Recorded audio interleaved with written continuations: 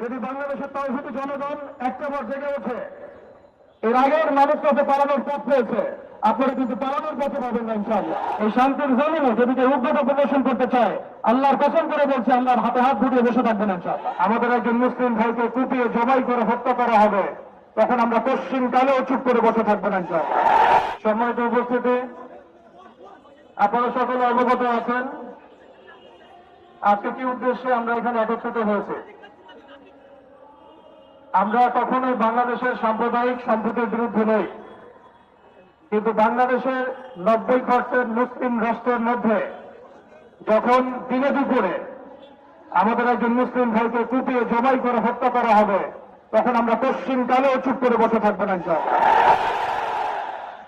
আমরা সর্বপ্রথম আমাদের প্রশাসন, সরকার এবং ঊর্ধ্বতন কর্তৃপক্ষকে বিনয়ের সাথে অনুরোধ করতে চাই, এই সন্ত্রাসী সংগঠন ইসকনকে অনতিবিলম্বে বাংলাদেশের মাটি থেকে বহিষ্কার করতে হবে।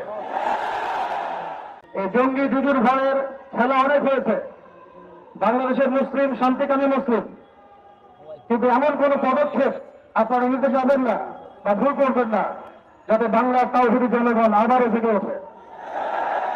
আমরা আল্লাহর কসম করে বলছি, যদি বাংলাদেশের তাওহীদি জনগণ একটাবার জেগে ওঠে, এর আগের মানুষরা যে পালানোর পথ পেয়েছে, আপনারা কিন্তু পালানোর পথে পাবেন না ইনশাআল্লাহ। আমরা উগ্রতার পথ বেছে নেব না, আমরা শান্তির পথ বেছে নেব ঠিকই, আমরা ধৈর্য দেব ঠিকই, কিন্তু আর কতজন ভাই মারা গেলে আমাদের হুঁশ ফিরবে? আর কতজন ভাই মারা গেলে আমাদের হুঁশ ফিরবে?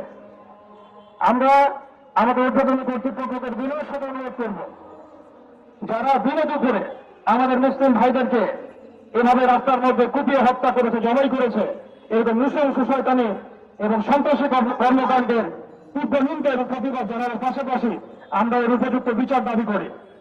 এখানে অনেক মুরব্বীকেরাম আছেন, আমি ছোট মানুষ, বেশি কথা বলতে যাচ্ছি না। আমরা একটা দাবি উত্থাপন করতে চাই, বাংলার জমিন শান্তির জমিন।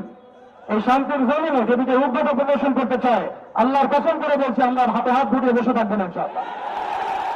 وآخر دعوانا أن الحمد لله رب العالمين. السلام عليكم ورحمة الله وبركاته.